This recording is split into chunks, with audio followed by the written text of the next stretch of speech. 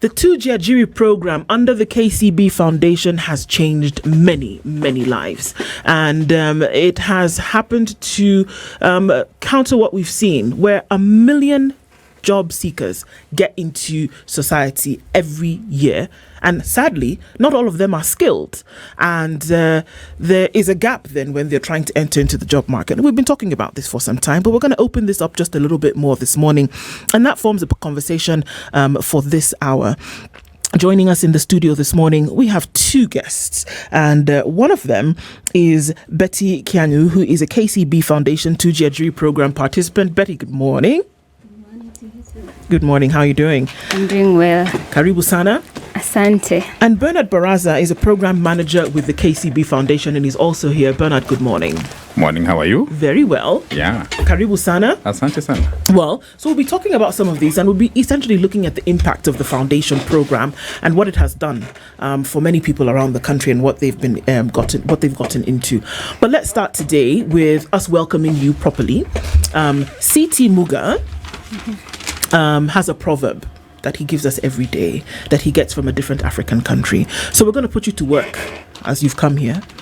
So he's going to tell us what the proverb is, and both of you will let us know how you would, what that proverb means to you, and how you would essentially translate it. Okay? Okay. All right. Yes, our proverbs for this week come from the Republic of Djibouti, whose capital city is Djibouti City. Okay? Mm-hmm. A lovely population of around 1 million people. 1 million. Horn of Africa. Yes. Right at the tip, not at the top tip. The eastern tip of Africa. It's a very interesting country. Have you ever heard of this intergovernmental authority on development called IGAD? IGAD, yes. It's headquartered in Djibouti. Now the proverb. These Djiboutians are very interesting proverbs. And this one is just as interesting as the ones we've said before.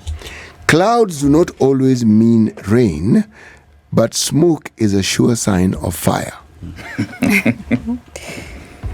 Okay, I think this point. Repeat. Mm-hmm. Yes, it resonates. So let me repeat, and this time laugh louder. Clouds do not always mean rain. Yes. But smoke is a sure sign of fire. Wow. Mm-hmm. So you want me to spice it first? Yeah, tell me what you think it means. Yes. Make it sizzle. I'm a mathematician, so I'll try to... Oh, that's very good. Cloud does not mean rain. Mm-hmm. And smoke is... a sure sign of fire. Sure sign of fire. Yes. Let me start with the latter one, smoke. I think whenever you see smoke, there's fire. Whenever you see some habits or things that are giving some indication of something that's going to happen, there's a very high chance of it happening, and that is what we are calling fire. Mm-hmm. Then cloud, I think for us, we know what clouds do to us. I think keeping the, at times, a little bit cooler. And at times when you see cloud, and especially in a dry season or we're going to long rain season, we'll see rain's going to come. But that doesn't mean that it's going to rain. Mm-hmm. So it means that, you might be having something, anticipating something good. It doesn't necessarily mean that's going to happen. That's my little interpretation. Okay. It's a good interpretation. It's a good one. Thank you. What about you, Betty? Yeah, so for me, I'll talk about it in food perspective. You know, I'm a foodie. So a lot of time you just see some food and you probably think that food is so sweet, just by the look of it. That is in terms of the cloud doesn't bring, it's not an assurance of rain. So you may look at food, it looks appealing, but when you taste it, it's not tasty. You're right. There's some bananas that are very yellow. And when you eat them, you wonder where they came from. And there are some bananas which are green. And then you eat them, they are delicious. Yes, same to mangoes. Yes. Same with mangoes. Yes. Yeah. So I will look at it at that perspective, and of course, where there is smoke, there is fire. So indeed. Yeah. All right. So it's great from both of you. Are we closer to what you are looking for? Well, oh yes, most definitely. The thing about the interpretation. Remember, we asked for your interpretation. Your interpretation is yours. It can't be wrong. Yeah. Okay. But he said he's a mathematician. So I thought he's going to say if clouds are equal to rain, Then Then smoke is equal to fire. Yes. All right. it's not equal to, it's equal to fire. Yeah. But your interpretation was good. Okay, thank Yes. You're fine. Yeah. 1,000 points to you. Do with that. Believe whatever you me, want. when you talk about a proverb and you ask someone to give the interpretation, we listen very carefully what you want to say because that's what it means to you. Even if you had told us, well, the way I see smoke is a hyena in the sky, and then when I'm seeing fire, I'm actually seeing a crocodile in the water, I would have said fine. That's your interpretation. It's Huh? up to you. Maybe you didn't take your drugs that day, but totally up to you. You anti-malaria. So, we're looking at impact today, definitely. Of course, we've talked with a number of folks over the last weeks about the KCB 2jiajiri program, the KCB Foundation 2jiajiri program. So we're going to start off with you, Betty. Okay. I mean, obviously, you're a participant in the program and what you have been through. We just wanted to get a little bit of your journey, where you started off from and how you get to the place whereby, you start off and then wearing a chef's hat at the end of the day. So tell us how you got into this in the first place. Okay, the journey began with just checking an SMS from someone's WhatsApp, the beauty about the WhatsApp of today. And KCB Foundation and advertised, and they needed some youths to mentor some youth to become self-employed, and for them that want to be employed, they get employment. And so I took a step and I registered, and then I waited for interview, and then we were gone for an interview where we were about 10,000 interviewees. 10,000? Yes, because the opportunity was good. They were taking us to Boma Hotel for training. Boma International College, for training. And so for that, for me, it is tuned out. It's a good place to study and to get, especially for me that wanted to do food production. And so I applied and I got shortlisted, and then later I got the opportunity to study food production. Mm-hmm. And then I studied for some months, and then we were allowed to go for internship. But because I've been doing this for some time, I requested to be given a chance to do the internship in my business. And so step by step they've been helping, and I've been able to get the far that I am. So because personally I'm self-employed. Tell us a little bit about your business. This business of yours, what does it do? So Betty is a caterer. I offer catering services within Nairobi and outside Nairobi. So if you're having an event, a baby shower, like right now, like we are nearing the Valentine. If you want some nice foods for your family or for your boyfriend, for them, or girlfriend, I do corporate lunches and corporate events too, and that's what I do. I normally do. My numbers, I can work from as low as 2 people to a capacity of 1,000 people. Wow. Yes, catering for the services courtesy of KCB Foundation. This is very good. Now, the cuisine. Yes. Do you specialize in anything? Because earlier on in the morning we were discussing some foods here. Some I would not wish to even think of. But Grass cutters. Yes. So the name of my business is called the Rainbow Plate. Rainbow Plate. Yes. So when you think about the rainbow, what? Okay, let me ask you a question. So allow me to ask you a question. No, don't limit yourself to one. Ask me many questions. Yeah. Yes. So when you think about the rainbow, what does it come in your mind? Many colors. Yes. And so colors in food represent health.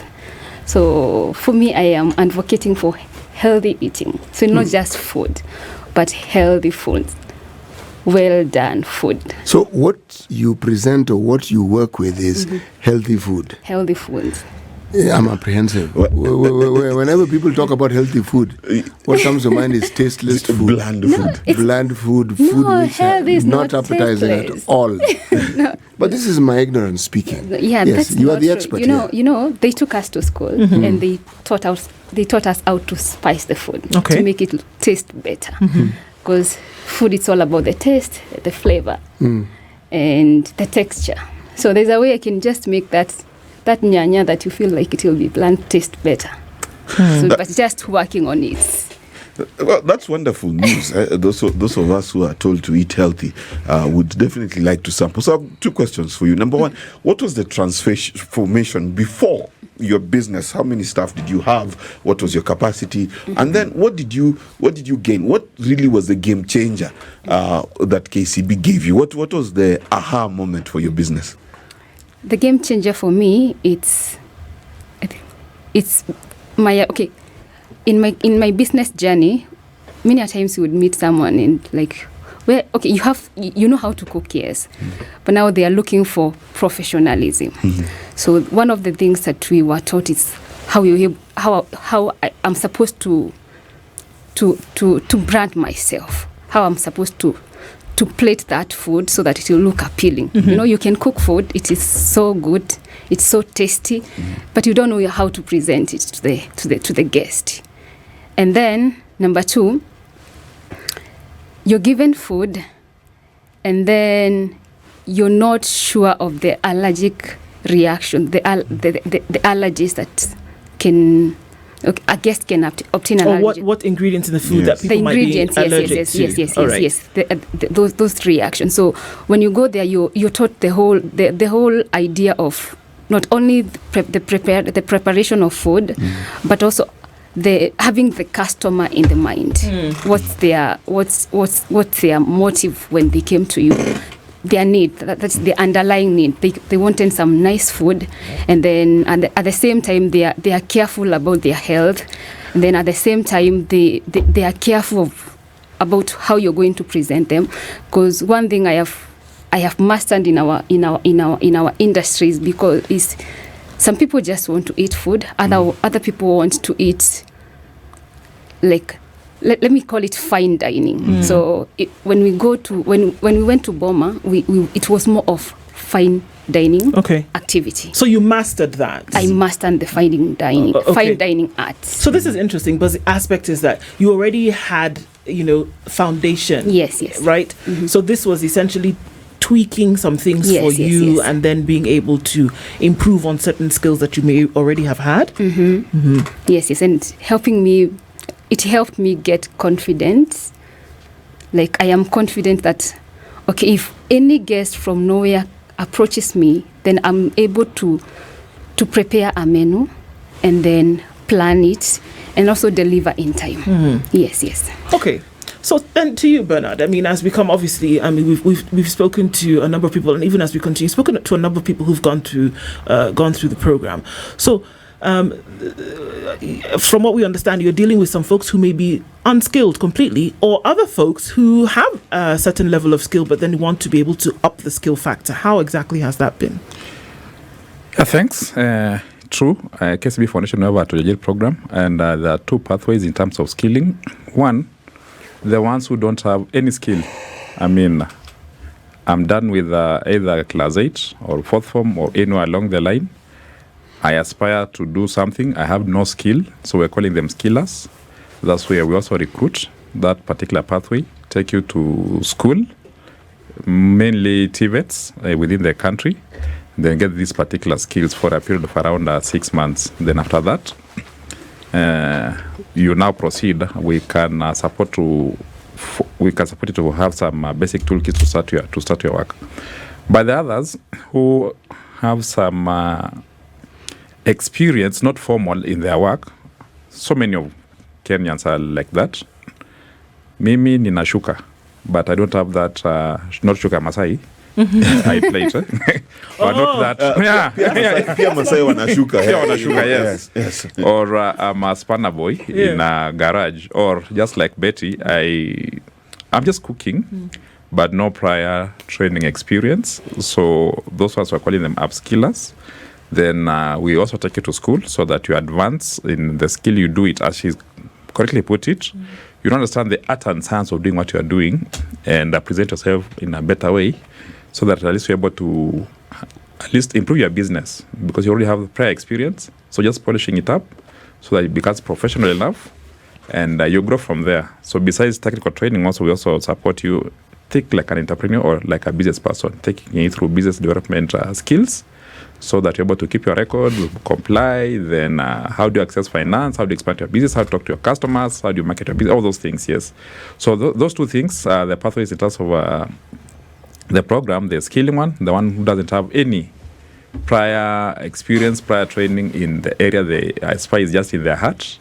The second one is the one who has some experience, but not very professional experience, just hands-on experience, and we take you through that polishing up all your experience and get your certification so that you're able to do things professionally, just like Betty has said. You know, that's quite interesting. So let's take this a bit practical, right? So tell me, what would you give as a meal for CT, since what we were offering him in the morning was totally unpalatable to him? What would you have offered him before your training, and what would you offer him after in terms of the health benefit? Because I'm sure people are listening and they said you can serve even 2 people. So someone is thinking, CT is coming for lunch today. You know, what would you have offered before training? What would you offer now? So before training, I will just go to the butcher, just pick a beef and buy some greens over there and throw them on top. And the rice, and then throw in the motor, and then I serve. So, but now I know the first thing I'll start with setting the table. So, because I want to give that person an experience. So just set the table. Then after that, I'll go to the kitchen. So I'll do a starter package for my guests. Yes. After that, I'll give them a main course. Wait, what is a starter package? Oh, for me... We've never had to start at lunch. We just lunch. Yes, something to appetize you, you know, like to prepare you for the main course. But I thought by coming there, I was already prepared to eat. Do I need further preparation? I need to entice you more because I want you to have an experience. Okay. Yes. So I'll give you a starter. So I'll maybe do a soup. Maybe if you're a vegetarian, I'll do you a vegetable soup. Do I look to you like a vegetarian? Yes, those kind and of I'll clothes make you look like some vegetables. chicken broth.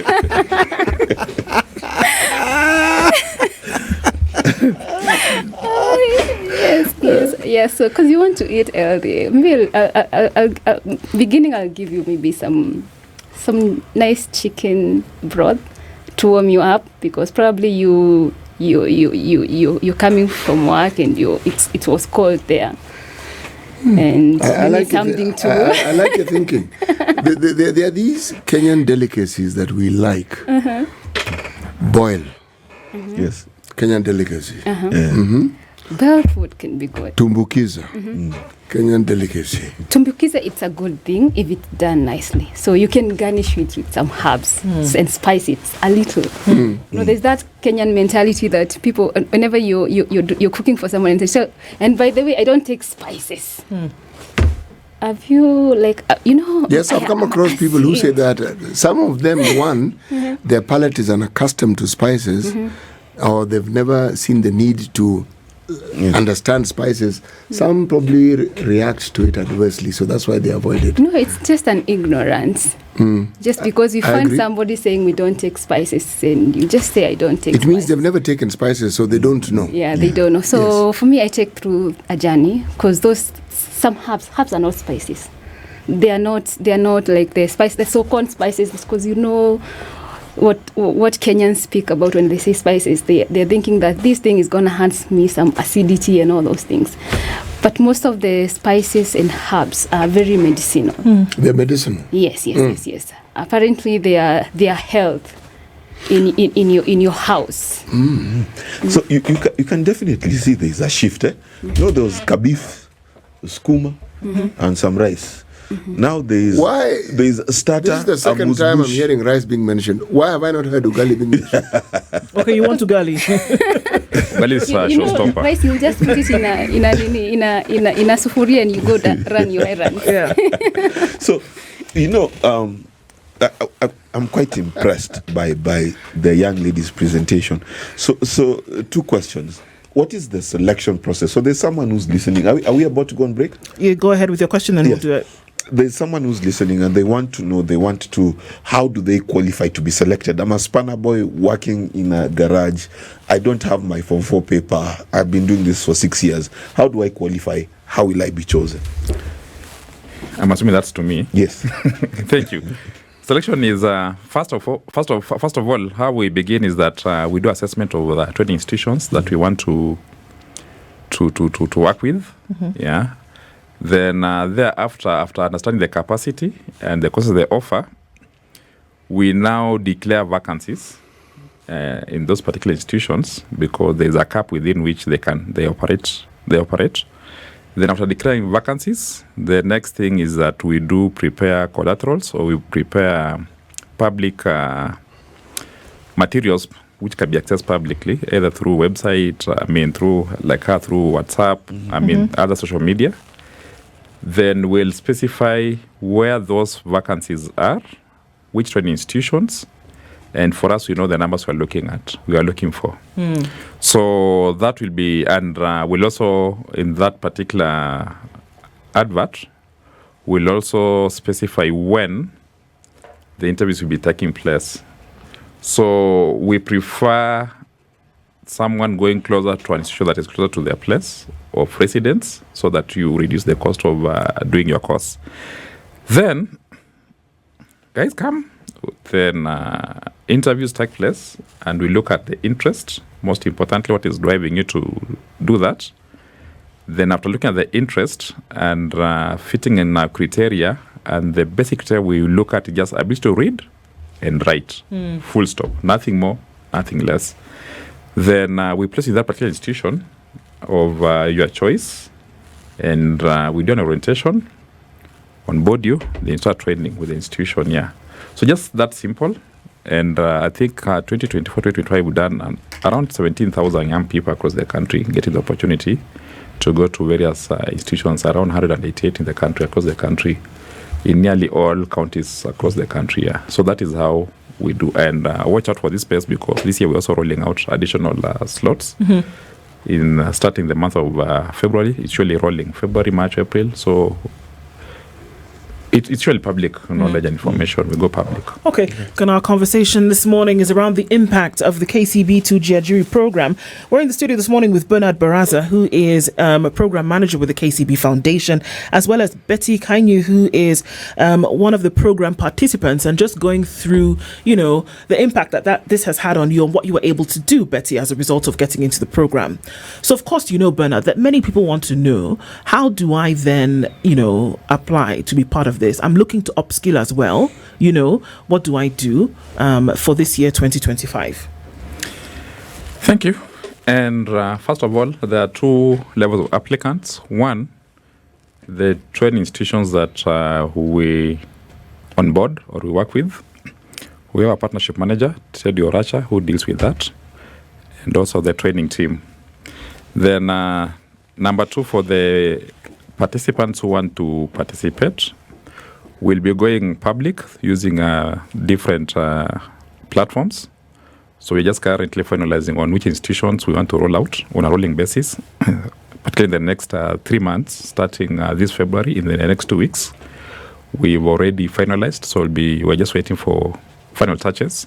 Then we'll go public. Then after that, application, there's a link, you click. Then itself, onboarding, you just follow the instructions. Then those ones who can't, through our nearest KCB bank branches, you can drop your application there. We'll consolidate those particular applications. Then you'll now get formal communication from KCB about your interest in application, then you'll be invited through formal channel for KCB when you are scheduled for interviews and where, so that you show up on that particular day. And should you be far away from where you're supposed to be, we also have we are a little bit flexible. We can listen to you and we can allow you to go to the nearest place you are. For example, interviews are next week. They are supposed to be Nakuru, and maybe I'm in Marsabit. Yes. And there's a closer school in Marsabit. So instead of you traveling all the way to Nakuru, we'll say, okay, if you can't make it to Marsabit, two things, we'll either reschedule, or with our interview panel, we'll allow you to sit in Marsabit for the interview, so that we place you in Nakuru. I think that's a little bit of flexibility for the young people, because we know wako hapa na kule, and they have a lot of things that doing along the line. So watch this space. We'll be doing that. Then definitely the ones going through training, for particularly the skillers, is as an option of us supporting them with the startup toolkits, so that at least you're able to start your gig immediately after training, and you grow your enterprise. Then we take you through business development services. We take you through as a micro customer for the bank. Then you grow you, so that in the next 50 years we are seeing as a huge corporate, just like what you envisioned for Betty. And she never told you at some point her business got burnt. That was the lowest moment in of her life, when we had to walk her through that particular process. Yes. So once you're with us, we don't touch and go, but we want to work with you in the long run, many years to come. Tell us about that, actually, Betsy, and essentially what happened, because it allows us to see a broader picture. What happened? She literally did not tell us about the smoke. The smoke. Yes. And how many people she's employing? She's employed the gigs. I mean, quite a number. It's quite a big story here, and you're being humble. Spice it up. You know when sometimes when smoke comes through, sometimes you get panic attacks, because you don't know what will happen next. And it happened in my business sometimes back in last year in December. And fire came from the neighborhood, and my whole sitting area was burnt. God was gracious, the kitchen was left. At least I had some tools to continue with the gigs. That's why I'm saying right now I'm concentrating on catering, because I think I didn't heal. Sometimes when you're really hustling to become, and then something comes and just boom, you're stuck. And that time, they later talked to us about insurance, the beauty of having people that can work with you, and the ability for them to guide us on what you need to do. So even as I look forward to having the next hotel, at least I got some things, I got an idea of the things that I need to do. So my business burnt, but of course my skills are there. So how long ago was this? December 2023. 2023. Oh, 23. Yeah, 2024. Yes. Me too. Yes. I was going to go into a way moment for you. Yeah, so, but it was a whole shift of things. Sometimes things happen, bad things happen, but sometimes they come to push you to higher milestones. They broaden your mind. And so I couldn't just sit there and lament on what has happened. So I sat down and thought, okay, then I can cook for someone in the house. And I started doing house calls, and I started marketing online. I am in social media. When you go to the Facebook, the Instagram, you'll find the rainbow plate. You'll see what I do. Yeah. So, and the beauty with our industry, the moment you taste the food, then I think you become my marketer. Yeah. So that's the beauty with my industry. If my services are good, you will keep talking about it, and then you're able to retain the clients. And that's how I am moving. So for me, the fire happened, but I think I almost forgot about it, because I am not looking at the fire that is back in 2023, but I'm looking at the future, where I want to see the rainbow plate go in the next 5 years. And they are really supporting us, especially me. These are the people that I KCB, especially the KCB Foundation, I work with them every step. Like, if I want something, I definitely tell them this is what I do. So, like, when I was, allow me to say this, in the midst of learning, I also did something. I hosted an event to bring entrepreneurs together, and in August last year, and I talked to them, and they told me, Betty, you can do it, and they facilitated me with the information, and they came through for me in so much thing. And so, like, and I was able to bring together like 250 business people just to come, network, and challenge each other. And it's not something that I could have done if I don't have a community of people that believes in me. Yeah, and so for me, they're doing a good job. Yeah, and I look forward to, of course, working with them. You don't leave me. You've not left me, and I think I love what they do. And the aspect of, if you're also banking with them, because I bank with KCB. So it becomes easy when you work somebody in the journey, they are able to see today your revenue is 10,000, and then tomorrow your revenue is 50,000, your revenue is 100,000, millions, like that. So the life becomes easy, because especially for us, the young people, we don't have collaterals when you're beginning business. Yeah. We don't have collaterals, and if you're not privileged to come from a very good family, that you can get some capital to help you run your business, then you are not lucky to do business in this country. So it's only God and getting an encounter with such an organization like KCB Foundation that can help you to, like, push you further. So for them being there with me, helping me to know how to register, they helped me apparently register my business, helping you register your business, pushing you to get the teams and all those stuff. So it becomes, the journey becomes easy. And when you get something like, okay, for the corporates, because I also do corporate catering, sometimes when you get a gig and you don't have money, they're the right people that I run to. And of course, they with continuous banking, you're able even to access some mobile loans that facilitate you, because now you know it is about you and your journey, and maybe the bank where you bank your income that can really help you when you're running a business. Sure. Yeah. City, I have gone to the Rainbow Plate KE, and I can confirm I have seen mbuzi being slaughtered. Roasted nicely. Did you see ugali? Yes. Okay. I have seen some duba, but I've also seen chicken. I have seen fish being grilled in a grill. So, City, I want to assure you are okay. And based on the visual presentation, which you are told is important, the visual presentation is also nice. I have seen golden, what are those things? Forget what they're called for serving. The chafing dishes. Yes, chafing dishes. Yes, so, City, it is not propaganda. You missed something important. Yes. Ugali. Oh yes, I did see ugali. I saw quite a bit of ugali, City. So yes, KCB and Betty are doing a good job. Around all those things and there's no ugali. I assure you, there was ugali, there was fish, there was chicken, and apparently I saw she slaughters the goat for you.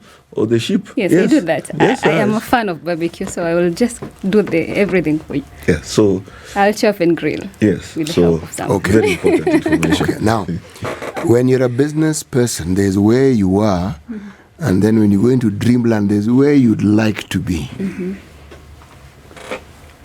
Just 10 years is a long time. 5 years from now, what would you like to see yourself as? 5 years from now. Just 5. Okay, I need a very nice, well-equipped food truck for business. I don't want to say about the hotel and the building, but that's the goal, the major goal. Food truck. Fitted and equipped food truck. Okay, what exactly is this? This well-fitted, well-equipped food truck? What is it supposed to do? It's my kitchen. It's my mobile kitchen. It's a mobile kitchen. Yes. So meaning you can move with it and go anywhere with it. Anywhere I want. Yes. Yes, that's what I want. So, I mean, that's the thing, isn't it? We're saying that you have a dream and you have somewhere that you want to go, and initially you may not have what you need to get there. And the connector here is clearly this 2jiajiri program, to say that it's helping folks. So, Benard, is there anything that, or is there, rather, what is it that you look for the folks who are applying to the program that you would accept them on to get into the program? What are the requirements? Requirements, simple one, ability to read and write. English, that's what we prefer. But also some part of this particular country, also Kiswahili. That's the basic thing, ability to read and write. Number two, you need to demonstrate the interest within which you are applying, because my interest can be like Betty, I want to do catering. So we find out the interest, what's pushing you to do that. I think that's important for the skillers. Then number three, availability of your time, because going to the school, there are also do's and don'ts, because you have to sign in, to sign off the rules of engagement, because it has to be very clear. Attend classes, discipline and everything.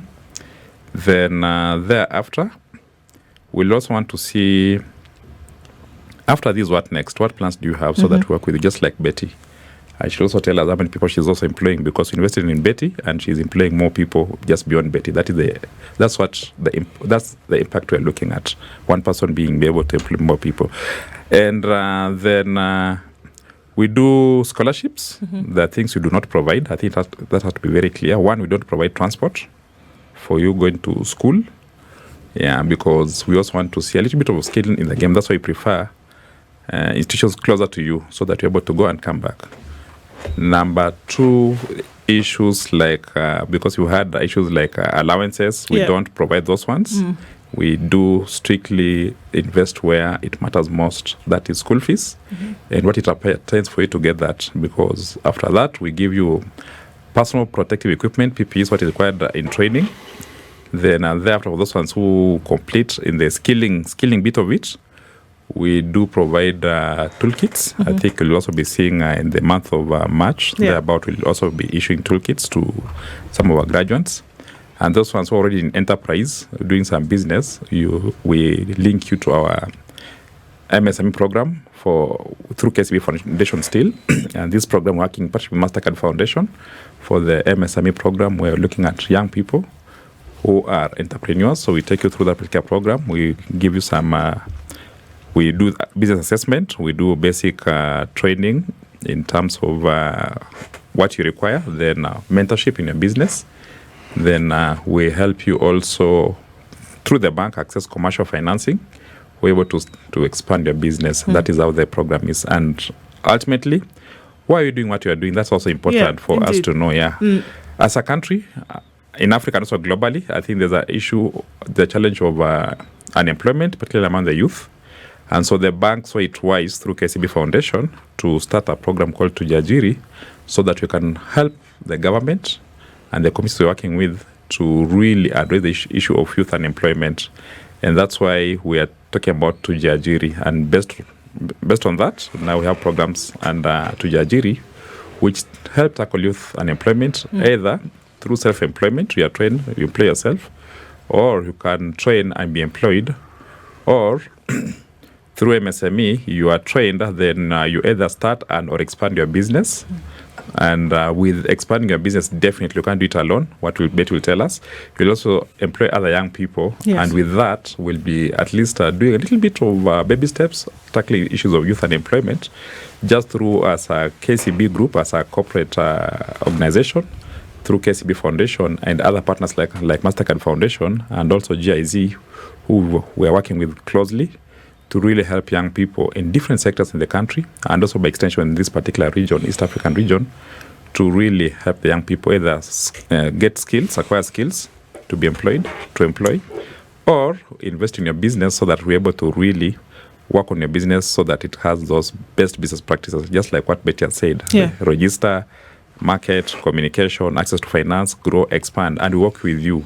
Being a bank, as she said, and we are seeing your revenues going through a KCB account, it's easy for us to do cash flow lending to your business up to a certain limit, and that is the joy within which we see. So our happiness is seeing us help reduce youth unemployment, create wealth, and create businesses. So I think that's what we do, and Betty is one of the participants we are working with who we've seen a little bit of a good progress, and we're working with her in the long run. Yeah. So Betty, kazi ngapi umetengeneza, unaemploy watu wangapi? Because that's what we want to see. Yeah. So I mean, there's the exam, isn't it? Right there. Yeah. So currently we are 4, but sometimes I work with casuals, so I may end up having like 20 people in the working station, because that depends with the number of packs, the number of people that we are serving. Yeah, but I'm looking forward to offer like 10 people employment, because I don't want to be doing a business that is like, okay, in a week I'm just doing 2 businesses or 3. I want to be consistent. So I'm working towards getting a place where I can host them on a full-time basis, increase the number and increase the capacity. One of my goals this year was to be able to get some more equipment, because our business comes with, like, there are things that I need to have. I need to increase the capacity in terms of the chefing dishes that I have. Yeah. This year I need a van to make it more easy. So when I believe they will facilitate that. Yeah. So when I get that, that means that I will be able to hire more people, because I have the product. So you're saying that the demand is there? The demand is there. And also there's one thing that I have mastered. When I went to Boma, I asked them to give me an opportunity to mentor 2 people from Boma, people that we can come and work together, and test my skill and see if I'm able to nurture somebody to become. So I did it and it worked well. And personally, I mentor my staff. I get people, no experience, no nothing, and I work with them with time. By 3 months, they are able to give the taste of what, because it's one thing to have chefs, but it's another thing to have chefs that gives you a constant taste of the food that you want. Because we are trained from different organizations. Yeah. So everybody comes with their own recipes, their own desires for food. But the Rainbow Plate has a vision of the taste, the texture of the food that I want. And for me to get that, then that means I need to train more people, so that they can give what I want, not what they want. And so I'm looking towards building that capacity within this year, and then by next year, then you can be able to get out and soar, because at least you have the capacity to handle like 2,000 people. Yeah, but currently I can handle from 2 to 1,000. Okay. Yes. I mean, it's great to see. And do you think there's still many people in the space who would take advantage of the program, of the 2jiajiri program, to be able to at least get to where you are and then scale up? Are there more? There are so many people. There are so many people. And I think in the marketplace, what's needed is the zeal, the desire, the passion. Indeed. And somebody told me the opportunity they say the opportunity knocks but once. Knocks once, yes. And also, as it will knocks once, only the people that are greedy for the opportunity that will be able to get it. So unless the youths are greedy for that opportunity, greedy enough to just stay somewhere, like go to that interview, wait patiently until you're done, even if it has to take the whole day. Just be patient enough, because it doesn't cost much to be patient.